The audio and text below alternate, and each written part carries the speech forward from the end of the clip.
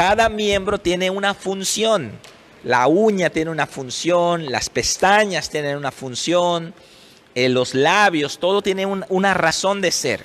Entonces, un cuerpo es un conjunto de órganos, de miembros que tienen funciones distintas, pero que juntos, coordinadamente, proveen, digamos, salud, bienestar al ser completo. Ese es el concepto de cuerpo. Y la iglesia no es un grupo de individuos, porque eso es un conglomerado. En un sindicato, en un partido político, somos individuos. Cada quien está buscando su propio beneficio. En la iglesia no. En la iglesia todos participamos por el bien común. No buscando solamente lo mío, sino buscando la edificación. Por eso ven que hay ujieres que no les pagamos por venir temprano y poner sillas. Por eso ven que hacemos limpieza, tratamos áreas verdes, porque somos un cuerpo. Y cuando entendemos esto, es cuando entramos a la dimensión del reino de Dios. Así que una iglesia no es solamente un grupito de personas donde yo asisto, sino que es un cuerpo, ¿ok? Entonces en Mateo 16, 18 es la primera vez en toda la Biblia donde sale la palabra iglesia. Jesús mencionó la palabra iglesia, ¿ok? Antes de que Jesús hiciera esta mención, no había el concepto de iglesia, había el concepto de pueblo, el pueblo de Israel, o el concepto de sinagoga, que era un lugar donde los judíos iban a tener sus ceremonias. Cuando hablamos de iglesia, estamos hablando ya de otro concepto muy espiritual, que si lo logramos entender, vamos a poder beneficiarnos mucho de lo que es pertenecer a una iglesia. Ustedes ya forman parte de una familia. Aquí en la iglesia, si ustedes se han dado cuenta, no hay diferencias entre personas. Pueden ser un niño, puede ser un adolescente, un joven, y ustedes son alumnos todos, ¿no? Aquí en la iglesia se rompen los estratos sociales. Pueden haber personas que nosotros hemos tenido alcaldes en nuestra iglesia, no el alcalde de Mérida, pero hemos tenido alcaldes de pueblos congregándose con nosotros, y acá hacen limpieza. Mi papá era inspector de la SEP y tenía como 20 escuelas o más, poblados enteros a su cargo, pero acá era ujier, acá hacía limpieza. Entonces, este concepto de iglesia nos pone a todos en un mismo plano espiritual. Y nosotros, ¿qué es lo que determina quién sirve en la iglesia? En la iglesia está la idea de la meritocracia, es decir, las personas que van destacando por su servicio, por su entrega, son las que se ponen en autoridad. No los amigos del pastor, no los compadres del pastor. Aquí no es como el gobierno donde a mis compadres los pongo en posiciones. No, aquí hay miembros de mi familia que son pastores, pero porque lo han ganado, porque han tenido una trayectoria, ¿no? Entonces todo esto vamos a aprender que en la iglesia es un lugar de justicia, de integridad, donde aprendemos. Muchas veces los jóvenes, aquí en la iglesia es donde aprenden a lavar baños. Aquí en la iglesia aprendemos autoridad, aprendemos obediencia, aprendemos puntualidad, aprendemos a hacer las cosas bien, porque es el reino de Dios. En el mundo no, en el mundo copiábamos en el examen, y si eso lo llevamos a la iglesia, pues ya no estamos entendiendo el concepto. En el mundo, pues pagábamos allá bajo el agua a alguien para que nos meta a Comisión Federal, a Pemex, pero aquí no se puede hacer eso. Acá nuestra única motivación para servir es el amor a Dios. No hay un dinero de por medio, no hay una retribución económica, todo es por amor a Dios. Entonces el verdadero servicio, la verdadera autoridad se ve aquí en la iglesia. Entonces ya partimos con el primer concepto. La palabra iglesia significa ¿qué cosa? Asamblea. Pero no solamente es un conglomerado, sino que es una asamblea organizada de miembros que tienen funciones y ellos van a aportar sus funciones para el beneficio del cuerpo. Cada uno de ustedes tiene dones de parte de Dios. Por ejemplo, en este momento ustedes están viéndome a mí usar un don que Dios me dio, que es la enseñanza. Y ese don lo estoy suministrando, estoy bendiciendo a muchos. Pero hay muchos otros dones. Hay dones musicales, hay dones organizacionales, hay personas que saben hacer proyectos, hay personas que tienen sabiduría. Entonces, todos esos dones se pueden emplear para beneficio de la iglesia. Y no solamente dones espirituales, hay dones físicos como cocinar, saber poner cuestiones eléctricas. Todo eso es parte de los dones que Dios nos dio para ministrarlos a la iglesia. Pero hay muchos otros dones que ustedes tienen y no saben que los tienen. ¿Cuándo los van a descubrir? Cuando los empiecen a usar. Por ejemplo, yo no sabía que se me da aconsejar. Es un don también que Dios me ha dado, que a veces disciplino personas, pero salen de mi oficina contentas, porque me explico, tiene que ser un don para que alguien no salga ofendido, sino salga diciendo, wow, voy a cambiar. Ese es un don también. Pero ¿cómo pude conocer ese don si nunca lo hubiese usado? Entonces, hay muchas cosas que en el transcurso del tiempo ustedes van a descubrir que Dios les ha dado, que ni sabían que están allá. ¿Okay? Entonces, este es el concepto importante de iglesia, de cuerpo. Ahora, hay dos conceptos que tenemos que entender ahora. La iglesia universal y la iglesia local. La iglesia universal y la iglesia local son dos conceptos importantes. La iglesia invisible y la iglesia visible. ¿Qué es la iglesia universal? ¿Quiénes forman parte de la iglesia universal? Jesús.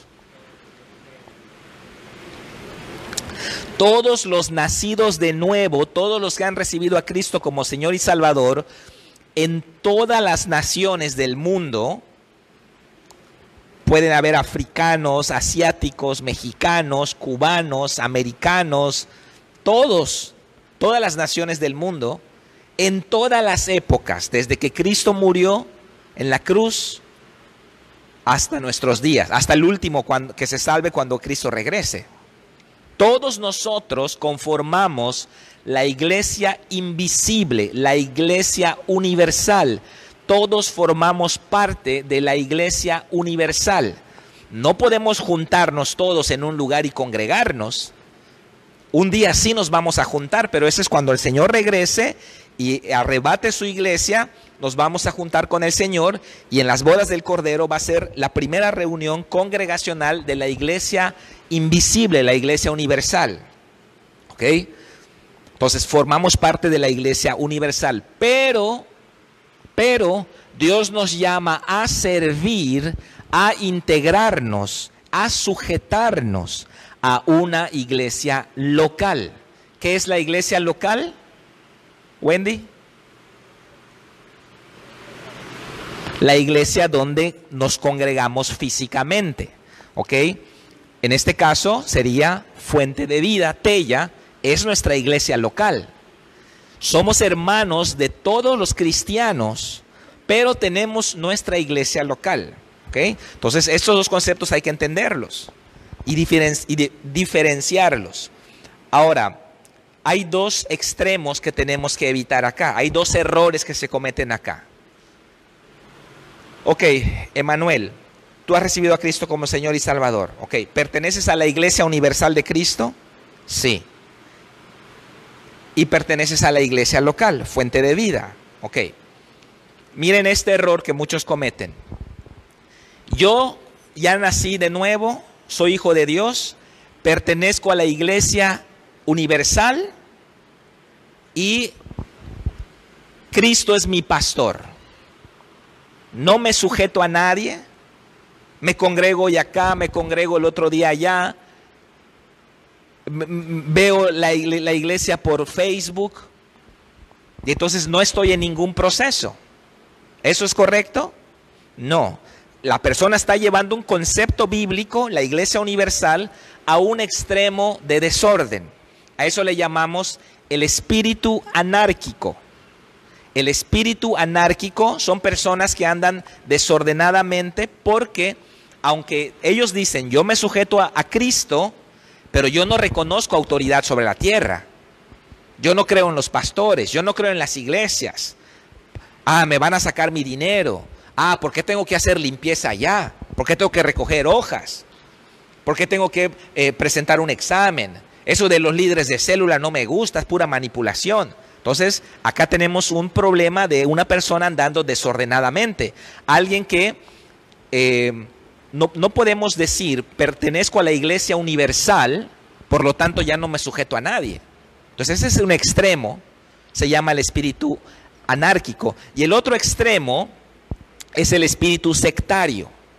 El espíritu sectario se va al otro lado de la soga y dice, solo nosotros estamos bien, solo fuente de vida, y lo que diga el pastor Carlos, eso es, aunque contradiga la Biblia, es lo que dice él, esa es la verdad. Ese es el otro extremo, ¿no? O sea, es como decir, ya caemos en una secta, porque nosotros no podemos rendirle obediencia absoluta a ningún ser humano.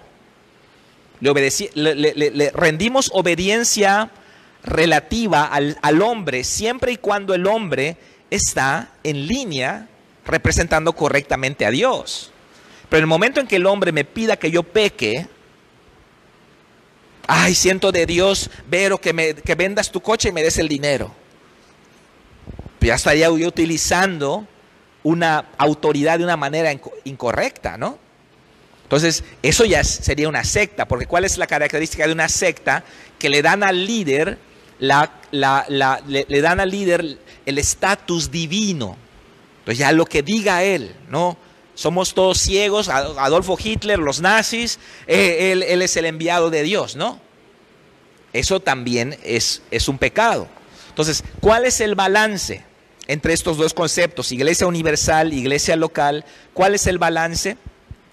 Este es el balance. Aunque pertenezco a la iglesia de Jesucristo y Cristo es mi pastor y soy hermano en Cristo de todas las personas nacidas de nuevo en el mundo, Dios me ha llamado a sujetarme a la visión de mi iglesia local, al liderazgo de mi iglesia local, a vertir mis dones en la iglesia local, a crecer en mi iglesia local. El concepto del centurión. El centurión era un hombre bajo autoridad, impactó la vida de Cristo. El centurión le dijo a Jesús, yo soy un hombre bajo autoridad. Bajo autoridad. Y le digo a este ve y va, y al otro ven y viene, y nosotros igual. No sea un llanero solitario que ande por la vida sin rendirle cuentas a nadie. Esa es la razón por la que muchas veces nos metimos en problemas. Pero cuando tenemos en la iglesia un mentor espiritual, y no me estoy refiriendo necesariamente al pastor, pero tenemos en la iglesia alguien de carne y hueso, como Pili en el caso de Vero, ¿no? Doña Pili es un mentor. En tu caso, Henry, ¿verdad? Cristo es tu pastor, ¿verdad? Y tienes un pastor principal, pero tienes directamente a alguien que le abres el corazón. Es eso, estar en el balance. Ahora,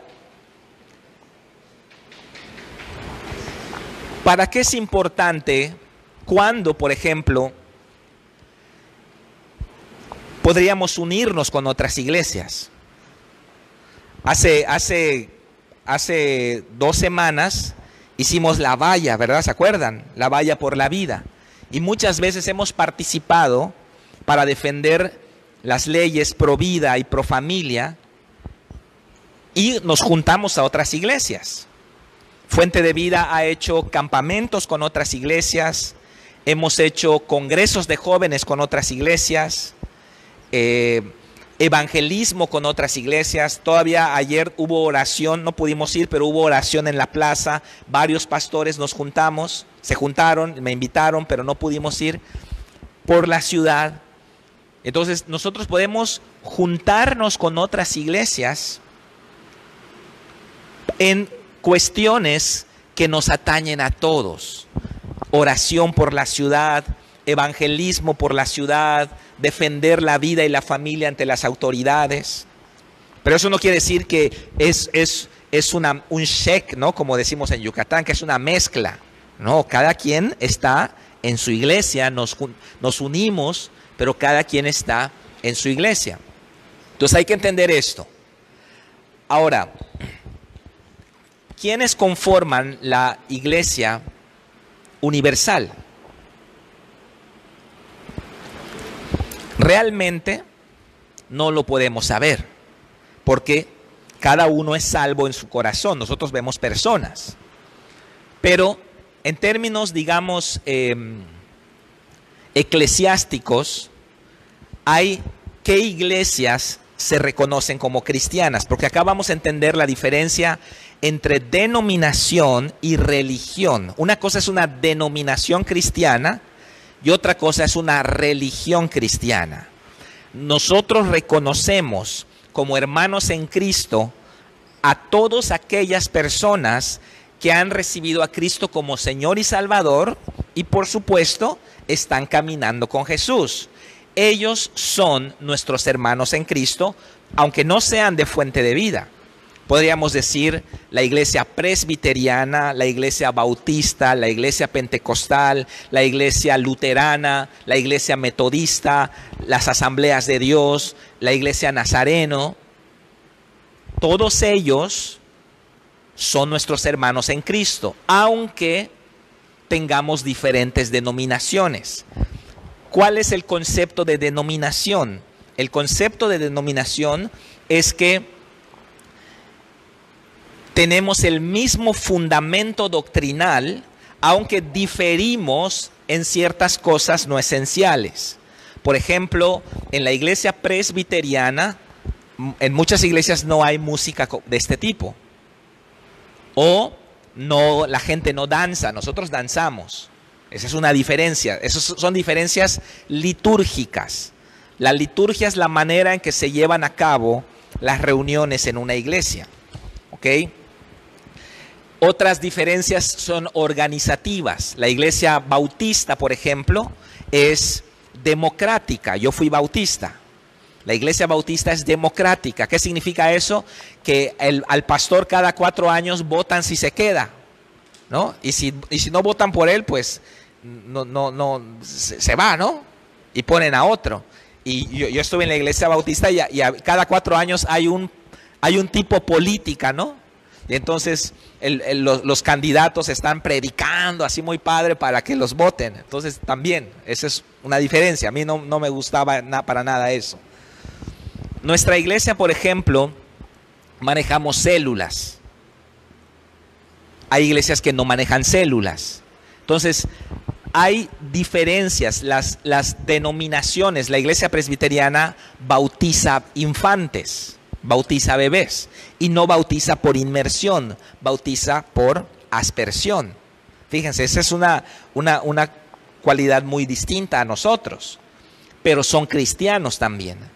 ¿Por qué? Bueno, todo obedece a ciertas disposiciones históricas, ¿ok? Ustedes saben que la primera iglesia que se despegó de la iglesia católica fue la iglesia luterana, los que siguieron a Lutero en el siglo XVI. Ellos, mientras más lejos esté la iglesia en la historia, en la distancia del tiempo, más parecidos están a los católicos. Por ejemplo, la iglesia luterana, aquí no tenemos muchas iglesias luteranas en Yucatán, pero las iglesias luteranas casi no se diferencian de las iglesias católicas, excepto porque no hay imágenes, pero los templos son catedrales, todavía participan con la hostia, los pastores usan su túnica, entonces casi es una iglesia católica. Bautizan bebés, pero luego surgió la iglesia presbiteriana en Escocia, siglo XVI, John Knox. Ellos se desprenden del Estado, porque la iglesia luterana está sujeta al Estado. Ellos se desprenden del Estado, pero todavía bautizan bebés. Luego surgió la iglesia bautista, que la iglesia bautista dijo, nosotros todo lo de los luteranos, ok, más lo que reformaron los presbiterianos, ok, más nosotros ahora bautizamos adultos y por inmersión. Entonces, cada movimiento fue agarrando lo mejor de los anteriores y fue agregando algo nuevo. Luego viene John Wesley en el siglo XVII, siglo XVIII, y vienen los metodistas, que toman todo lo de los luteranos, todo lo de los presbiterianos, todo lo de los bautistas, y ellos agregaron los grupos celulares y agregaron también la santificación. Ellos decían, es importante santificarse, no solo recibir a Cristo y ya, tienes que vivir una vida santa. Y luego llegaron los pentecostales a inicios del siglo XX, donde ellos agregan el bautizo en el Espíritu Santo, ¿no? Entonces, las denominaciones no son otra cosa que distintos movimientos históricos que se fueron organizando y se establecieron, y eso es como lo conocemos hoy. La iglesia presbiteriana se adhiere a la confesión de Westminster, siglo XVI. Estamos hablando de hace tiempo, ¿no? Y ellos hasta hoy se siguen rigiendo por esa confesión. Pero son cristianos. Nosotros somos catalogados como neopentecostales.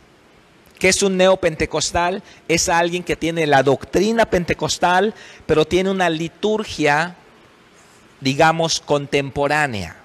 Una forma de hablar contemporánea, el pastor se viste contemporáneo, la música es contemporánea. Es una iglesia que tiene más apertura. Ahora, todos los nombres no los pusieron ellos. Los luteranos no dijeron somos luteranos. Los presbiterianos no dijeron somos presbiterianos. Todos, así como nosotros, no decimos somos neopentecostales, pero la gente, los demás, ponen el nombre al movimiento último, ¿no? La punta de la lanza es el movimiento último, que recoge todo lo bueno de los anteriores, pero agrega cosas nuevas. El movimiento neopentecostal inició más o menos en los años 60, 70, y ¿qué se agregó? Bueno, se agregó creemos en los 5 ministerios vigentes para hoy: apóstoles, profetas, evangelistas, pastores y maestros. Creemos en las sanidades, creemos en el poder de Dios y manejamos una liturgia contemporánea. Esa es la característica de una iglesia neopentecostal. Ahora, ¿cuál es la diferencia? Ya les expliqué qué son las denominaciones. ¿Qué es una religión cristiana? Eso es otra cosa. Porque nosotros somos hermanos en Cristo de aquellos cristianos que pertenecen a otra denominación. Somos hermanos de los presbiterianos, de los bautistas, de los metodistas, de los pentecostales. Somos hermanos en Cristo, aunque tengamos ciertas diferencias organizativas y litúrgicas. ¿Ok? ¿Por qué? Porque tenemos el mismo fundamento doctrinal, que son 7 pilares, que ahorita vamos a ver, y se los voy a pedir de memoria. 7 pilares que son las bases de nuestra fe. Ahora, la diferencia con una religión cristiana es que ya no reconocemos que sean nuestros hermanos en Cristo. O sea, ¿cuál es nuestra relación para con el no creyente? ¿Cuál es nuestra relación para con el no creyente? Es evangelizarlo, ¿no es cierto? Si nosotros tenemos un amigo que, no sé, fuma, se droga, etcétera, lo queremos evangelizar, porque sabemos esta persona no es salva y vamos a evangelizar. Esa es nuestra relación para con el no creyente. Consideramos no creyentes a musulmanes, a judíos, a budistas, a miembros de otras religiones, ¿ok? Y los vamos a evangelizar. Aunque tengan una religión, los tenemos que evangelizar porque no son salvos. Esta es la misma situación con las personas que pertenezcan a alguna religión cristiana. Testigos de Jehová, mormones, católicos, no hay acá, pero los ortodoxos griegos, los ortodoxos rusos. Entonces son iglesias, se les llama iglesia, tienen forma de iglesia, tienen digamos imágenes cristianas, usan la Biblia, tienen terminología cristiana, pero nosotros no los consideramos que son cristianos porque no reciben a Cristo, porque buscan la salvación a través de las obras y porque no tienen los 7 pilares fundamentales de la fe. Si una iglesia no tiene uno de estos 7 pilares, con uno que no tenga, ya no podemos decir que sea una iglesia cristiana, aunque hable de Jesús. ¿Ok? ¿Me explico la diferencia? Entonces, vamos a verlos. ¿Cuáles son esos 7 pilares? Ahí está en la página 73. ¿Cuál es el primer pilar?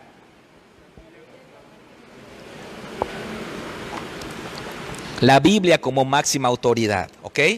Los verdaderos cristianos, no importa de la denominación que seamos, creemos que la Biblia es nuestra máxima autoridad. No el Papa, no las tradiciones, no el profeta José Smith, no el profeta fulano, la Biblia, ¿ok? Entonces, este es un pilar inamovible. De este pilar derivan todos los demás. Entonces, si, por ejemplo, en los mormones, ¿tienen la Biblia como máxima autoridad? No. La tienen a un ladito, tienen el libro mormón. La Iglesia Católica, vamos a ser honestos, ¿tienen la Biblia como máxima autoridad? Por supuesto que no. La Biblia no es, ni siquiera se lee, no es la máxima autoridad, no se estudia. Entonces, bueno, podemos decir que los testigos de Jehová sí tienen la Biblia como máxima autoridad, pero ahora vamos a ver que fallan en otros pilares. Ok, el segundo, ¿cuál es? La salvación por la fe en Jesucristo. Nosotros creemos que somos salvos, ya lo vimos, cuando creemos en el corazón y confesamos por la boca. Esta es la enseñanza de las 4 realidades espirituales. Guiamos a una persona y si hace lo que dice la Biblia, creer y confesar, pues ya es salva, ¿no? Luego viene el bautizo, donde la persona hace público su fe. Ok. Pero en muchas otras religiones, no. Por ejemplo, en la Iglesia Católica, hay que ser honestos nuevamente, uno no es salvo por la fe. Uno tiene que hacer sacramentos, penitencias, ¿ok? Tiene que portarse bien. Uno es salvo por obras. En el judaísmo uno es salvo por obras. Yo hablé con un mormón una vez y yo le dije, tú, si mueres hoy, ¿a dónde vas? Bueno, yo espero entrar al cielo. Yo espero que Dios me deje entrar. O sea, no hay la seguridad de la salvación como tiene el creyente. Entonces nosotros tenemos que entender que la puerta de entrada no son los sacramentos, no es que nací en la religión correcta, no es que, no sé, ya fui de rodillas a la basílica. No, la puerta de entrada al reino de Dios es aceptar a Cristo como Señor y Salvador. Esto es exclusivo de los cristianos. Tercer pilar, ¿cuál es? La certeza de la salvación. Nosotros podemos afirmar que somos salvos. ¿Por qué? Porque la Biblia, la palabra de Dios, la autoridad máxima, nos dice que si nosotros ya hicimos lo que la Biblia dice, Dios no va a mentir.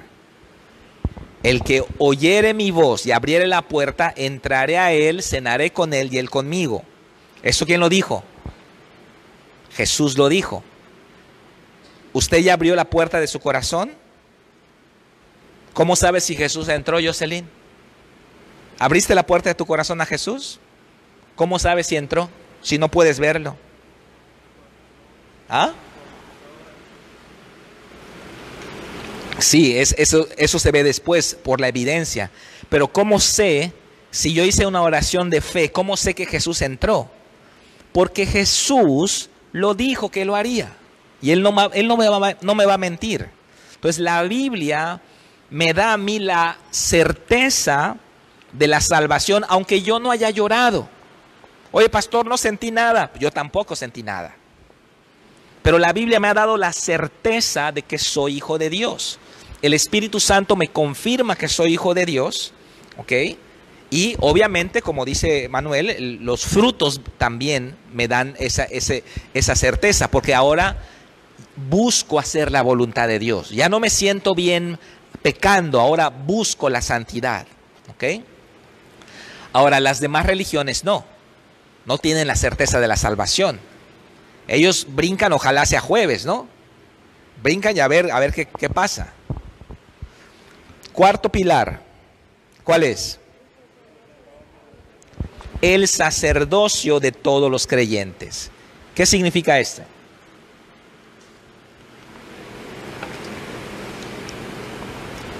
Todos tenemos acceso directo al Padre a través de Jesucristo. El velo del templo se rompió, ya se rasgó. El lugar santísimo ya se abrió. El templo se destruyó en el siglo 70, en el año 70, perdón. Y ahora todos nosotros somos sacerdotes del Dios Altísimo. Antes no, antes de Cristo solamente un hombre, una vez al año, podía entrar al lugar santísimo. Ahora nosotros todos, por la sangre de Cristo, podemos entrar al lugar santísimo. Ahora, ¿qué significa esto? ¿Que no me voy a someter a nadie? No, ya lo dijimos. Porque la sujeción a nuestros líderes de la iglesia, esto es por una cuestión de orden, no por una cuestión de espiritualidad. Pero por ejemplo, Wendy, si ella comete un pecado, no tiene que venir a confesármelo para que yo la perdone y entonces ya es perdonado. Tú solita delante de Dios vas y te confiesas. ¿Me explico? Entonces todos tenemos acceso directo a Dios. Por eso ven ustedes que nuestros líderes celulares bautizan. En términos estrictos, cualquiera de ustedes puede bautizar. Si ustedes están no sé, en un lugar, en un puerto, evangelizan a alguien y ese alguien dice, bueno, pues bautízame, ustedes lo pueden hacer. No que digan, no soy pastor. No, ustedes lo pueden hacer. El sacerdocio de todos los creyentes significa que todos somos ministros del nuevo pacto. Todos los nacidos de nuevo ya no necesitamos mediadores humanos. En la Iglesia Católica sí, hay que ir al sacerdote. El sacerdote es un mediador, ¿no? Hay que ir a través de las líneas jerárquicas. En las sectas igual, las sectas es el profeta, ¿no? El profeta, si el profeta dice que te cases con ella, pues te casas porque ya lo dijo el profeta, ni modo. Entonces ese es el problema. Quinto pilar. ¿Cuál es? La creencia en un Dios trino. Aquí es donde fallan los testigos de Jehová. Porque los testigos de Jehová no creen que Jesús es Dios. Y por esa, digamos, fallar en ese pilar, nosotros no los consideramos que sean cristianos nacidos de nuevo. Es decir, hay que evangelizarlos. Hay que evangelizar a católicos, hay que evangelizar testigos, hay que evangelizar mormones, porque no están en el reino de Dios. Aunque tienen una religión tradicional, pero no han nacido de nuevo. Ahora, ¿qué pasa si alguien en estas religiones nace de nuevo? ¿Qué creen que pasa?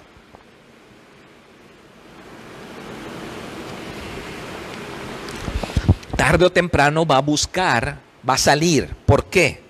Porque el nuevo nacimiento, el Espíritu Santo, hace que nosotros busquemos ¿qué cosa? La verdad. El Espíritu Santo nos guía a la verdad. Por eso todos nosotros estamos aquí.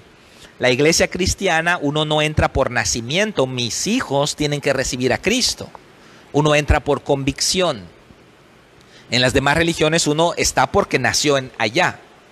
Un musulmán es musulmán porque nació en una familia musulmana. Un mormón es mormón porque nació en una familia mormona. Pero la conversión es cuando nosotros aceptamos a Cristo y buscamos la verdad. Entonces, vamos a pensar que un testigo de Jehová recibe a Cristo como Señor y Salvador. ¿Qué va a pasar? Va a empezar a ver las cosas. Va a empezar a darse cuenta de errores. Va a empezar a preguntar, como Jesús a los 12 años. Y tarde o temprano, esa persona va a salir y va a buscar un lugar donde se predique la palabra de Dios. No somos perfectos. Nosotros, créanme que con toda honestidad les voy a decir, toda la honestidad de mi corazón les voy a decir, buscamos apegarnos siempre al estándar bíblico. Siempre, esa garantía la pueden tener de mí como pastor. Siempre, no nos pegamos a tradiciones, digamos, dogmáticas, digamos, denominacionales. Yo hace tiempo yo era bautista, les platiqué, y estábamos en una junta de negocios y bueno, yo siempre decía, ¿por qué no danzamos? Si la Biblia habla de danzar, ¿por qué? Yo había estado en una reunión donde danzaban y yo dije, qué padrísimo, ¿no? ¿Por qué nosotros no danzamos? ¿Por qué no glorificamos a Dios levantando las manos, aplaudiendo? ¿Por qué todo tiene que ser muy, muy así? Entonces yo lo propuse en una reunión de negocios y la respuesta es no, porque somos bautistas. Entonces, bueno, ¿qué va a definirnos? ¿Nuestra liturgia denominacional o la palabra de Dios? Entonces, si la palabra de Dios dice, el Salmo 150 habla de exaltar a Dios con danza, con pandero, con júbilo, con gritos, ¿no? Entonces, debe ser la Biblia la que nos rija para todo lo que hacemos. Entonces, aquí es donde muchas denominaciones fallan porque se apegan más a su tradición denominacional. Por ejemplo, yo le he dicho a presbiterianos, ¿por qué bautizan bebés? Y no hay una respuesta satisfactoria. Es una tradición denominacional porque somos presbiterianos. Entonces, el Espíritu Santo, cuando nos convertimos, va a inducirnos a la búsqueda de la verdad. Incluso aquí en Fuente de Vida, todo lo que yo enseñe acá, o cualquier predicador que se pare acá, verifiquen. Por eso yo le digo a la gente, traiga su Biblia de papel. Traiga su Biblia de papel. Cuando el predicador esté hablando, usted lea lo que está diciendo. Porque no el predicador es la máxima autoridad. La palabra de Dios es la máxima autoridad. Bueno, creemos que, ya lo vimos, ¿verdad? Creemos que que el Padre es Dios, el Hijo es Dios y el Espíritu Santo es Dios. Punto número 6, la adoración exclusiva. Esto significa que todos los cristianos adoramos solamente a Cristo Jesús, a Dios, al Padre. Solo adoramos a Dios. ¿Este pilar lo tiene la Iglesia Católica? No lo tiene, porque otras deidades, otras entidades, ¿ok? Entonces, no podemos darle a otra persona, aunque sea María, aunque sea San Pedro, San Juan, lo que sea, el estatus de una deidad, y yo le oro, no adoramos a María, la veneramos. Bueno, cualquier acto de adoración hacia algo que no es Dios es idolatría. Puede ser mi dinero, mi trabajo, puede ser mi coche. Obviamente puede ser es que tengo la estampita en mi cartera, pero es como que tenga la foto de mi mamá. No, porque no es tu mamá, es una entidad espiritual. Y por tanto es idolatría. Entonces nosotros exclusivamente somos exclusivos, adoramos a Dios el Padre, a Cristo, al Espíritu Santo. Y esa ha sido la razón de muchas persecuciones a lo largo de la historia, que el cristiano es exclusivista, el mundano es ecuménico. ¿Qué es el ecumenismo? La mezcla de todas las religiones haciendo a un lado el fundamento. ¿Ok? Eso es un pecado, y ese de hecho es el principio por el cual el anticristo se va a valer para gobernar el mundo. ¿Por qué? Ecumenismo y unidad son dos cosas distintas. Unidad. Nos unimos todos los creyentes, no vamos a tocar el fundamento, nos unimos todos los creyentes para un propósito común. Es bueno que haya unidad, comunicación entre pastores. Hacemos un campamento, invitamos a los jóvenes de todas las iglesias. Los pastores saben que vamos a cuidar a sus jóvenes. ¿Ok? Eso es unidad. Ecumenismo es algo completamente distinto. Parece unidad porque todo lo de Satanás es una chafa barata de lo de Dios. Y en el ecumenismo se busca la unión de todas las religiones. No importa si eres Buda, si eres Hare Krishna, si eres Mahoma, si eres Confucio, si no tienes Dios, no importa, todos vamos a unirnos, vamos a tomarnos de las manos y cantemos al mundo y vamos a unirnos todos. Eso es ecumenismo. Los cristianos no participamos en ecumenismo, porque nosotros somos exclusivos solo a Dios. Por ejemplo, yo puedo tener un campamento, yo puedo hacer un campamento, llevar a mis jóvenes con Amistad Cristiana, con Casa del Padre, con la iglesia Antioquía, que yo soy muy amigo del pastor. Entonces no hay ningún problema porque no vamos a tocar temas que sean, vamos a tocar temas generales. Pero yo no podría hacer un campamento, llevar a mis jóvenes a un campamento donde va a estar la guadalupana, por ejemplo. Eso ya no, porque eso ya sería ecumenismo. ¿Ok? Ahora, sí participamos con los católicos en la cuestión de las legislaciones, porque en eso estamos de acuerdo. Tanto católicos como cristianos estamos en contra del aborto, estamos a favor de la vida, estamos a favor de la familia. Ahí sí estamos de acuerdo. Pero cuando vamos a las marchas, ¿no? Vamos a las marchas y a veces están las señoras allá rezando con su estandarte de la guadalupana, pues decimos, bueno, aunque en las juntas de planeación se dice que nadie haga eso. Pero esos son los detalles, ¿no? El ecumenismo es de Satanás, la unidad es del Espíritu Santo. Entonces nosotros tenemos que tener estos 7 pilares, los 7. Y sobre el respeto de esos 7 pilares, Pastor Carlos, venga acá y vamos a unirnos para hacer una oración, pero no vamos a mencionar ni a Cristo, ni a Buda, ni a nada.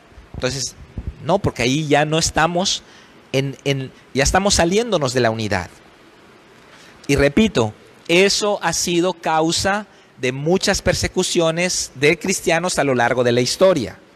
Porque el ecumenismo es 100% secular. En el Imperio Romano uno podía tener cualquier dios que quería, libertad de culto, con tal de que respetes a otros dioses. Entonces era común que un mercader, un comerciante vaya de un poblado a otro poblado y cuando llegaba al siguiente poblado, él tenía por respeto a ese poblado, tenía que pasar a rendirle adoración al dios de ese poblado. Entonces, si no, nadie me va a comprar. Entonces llego acá y está Diana de los Efesios, una deidad con muchos senos por todos lados, ¿no?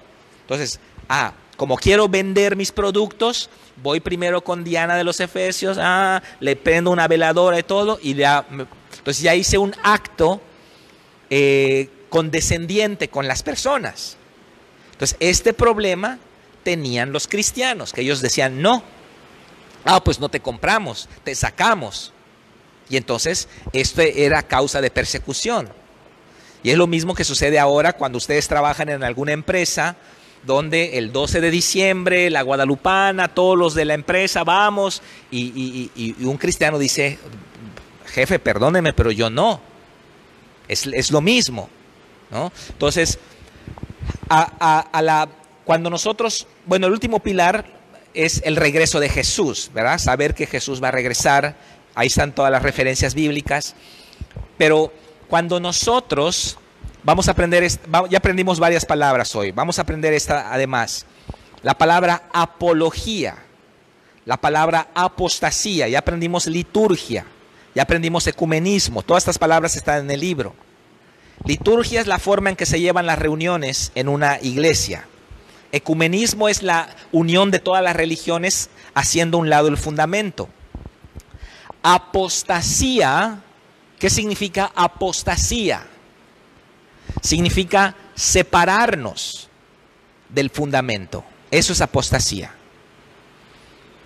El fundador de la iglesia mormona, José Smith, era bautista. Él apostató de la fe, se sale de la Biblia.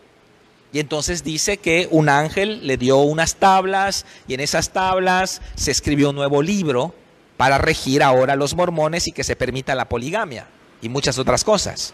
Entonces eso se llama apostasía, separarse de la fe. ¿Se acuerdan lo que cuando definimos la salvación? Van a ser salvos todos aquellos que reciban a Cristo como Señor y Salvador y permanezcan hasta el final. Si en el camino uno apostata de la fe, se sale de la fe, su futuro es incierto. Apostatar de la fe es, si yo dejo de ir, dejo de congregarme, es una forma de apostasía. Si yo empiezo a predicar un evangelio que no es el de la Biblia, es apostasía. Si yo digo que hay un ángel me habló en mi cama y ahora que aparte de la Biblia hay un nuevo libro y una nueva forma, eso es apostasía. Si yo aparte de la Biblia me apego que si a los chakras, que si a la santería, que estoy apostatando de la fe. ¿Okay? Apostasía es apartarse de la fe. El concepto opuesto es la apología. ¿Qué es la apología?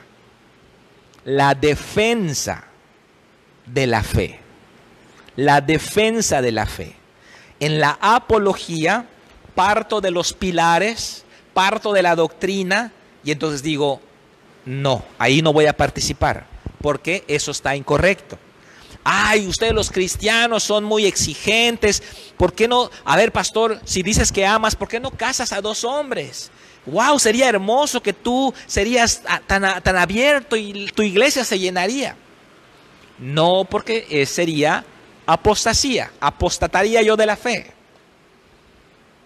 Me salgo del estándar bíblico. Entonces, en la apología, yo defiendo con argumentos racionales y convincentes la verdad. La apología es la defensa de la verdad. Y entonces, ¿por qué? A ver, ¿por qué no dejas que una mujer aborte? Bueno, te muestro. Te muestro bíblicamente y biológicamente y racionalmente y filosóficamente que el aborto no tiene ningún sustento ni racional ni ideológico. Es un asesinato y punto. Entonces, esa comprobación racional se llama apología. Ahora, si me dicen, ¿y por qué tú no crees en el aborto? Ah, porque mi religión no me lo permite. ¿Esa es una respuesta racional? No, la persona diría, bueno, pues qué tonto eres, porque no piensas por ti mismo. No, la apología es la defensa de la fe partiendo de la verdad y explicando por qué 2 más 2 es 4. Ay, pastor, eres un intolerante. 2 más 2 a veces va a dar 3. No, 2 más 2 es 4. Ay, exageras. Pues, ¿qué tal si uno quiere que sea 5? Bueno, que lo ponga, pero está equivocado.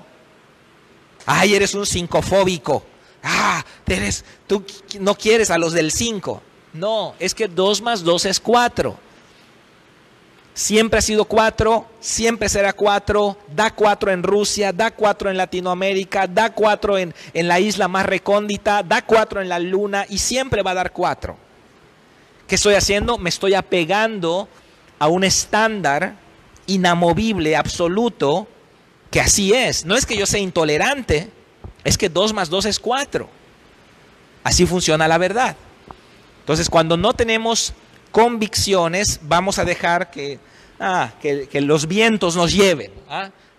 No exageres, 3.5, 3.8, 4.2. No es así. No hay margen, es 4. Y eso nos lo da el estudio de la palabra de Dios.